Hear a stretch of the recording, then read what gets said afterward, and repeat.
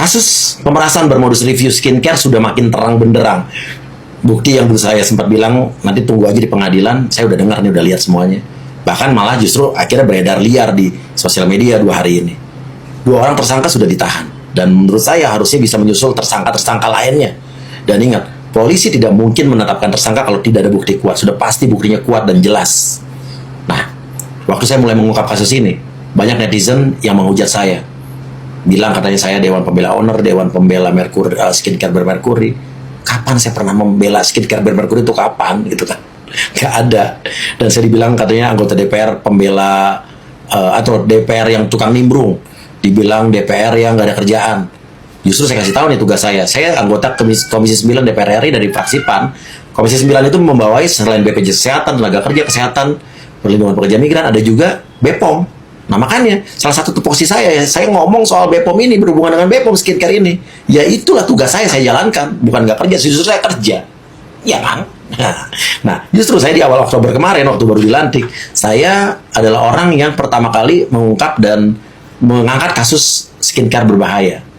Dan juga kasus skincare dan obat-obatan makanan lainnya. Dan akhirnya saya menemukan fakta adanya pemerasan yang berhubungan dengan skincare.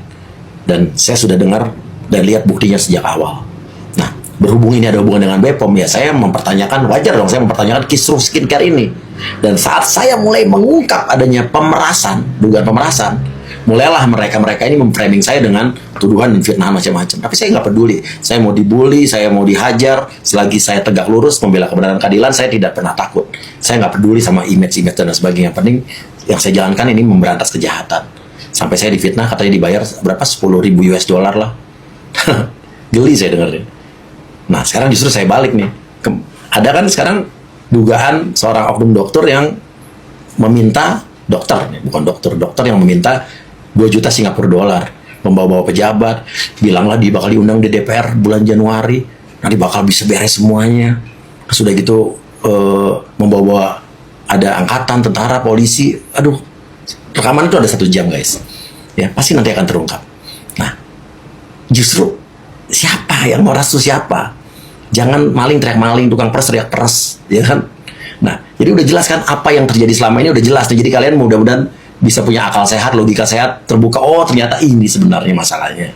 Nah, tenang guys. Skincare berbahaya, skincare yang meresahkan, skincare yang tidak berbepom, skincare yang overclaim, tetap kita akan bantai, kita sikat. Tapi laporkan. Kalau ada korban, laporkan. Jangan cuma teriak, ada korban itu, ada korbannya. Kata siapa? Katanya. Kalau ada korbannya, buktinya bawa ke saya, ke polisi, ke BPOM, saya kawal. Nah, di postingan berikutnya saya akan terangkan apa itu sebetulnya skincare overclaim, apa skincare berbahaya. Ini 2 hal yang berbeda, tapi dua-duanya bisa kita laporkan. Jadi selama ini banyak orang yang tergiring overclaim dengan bermerkuri itu sama. Beda. Dua-duanya bisa dilaporkan, tapi dengan undang-undang yang berbeda. Nah, nanti di postingan berikutnya lagi saya akan hadirkan juga orang-orang yang sudah melapor ke saya, sudah ada 4 orang. Ya, nanti seperti apa, produk apa saja yang dilaporkan, saya akan kasih tahu. Ya, selamat berbuka puasa, salam akal sehat. I love you baby.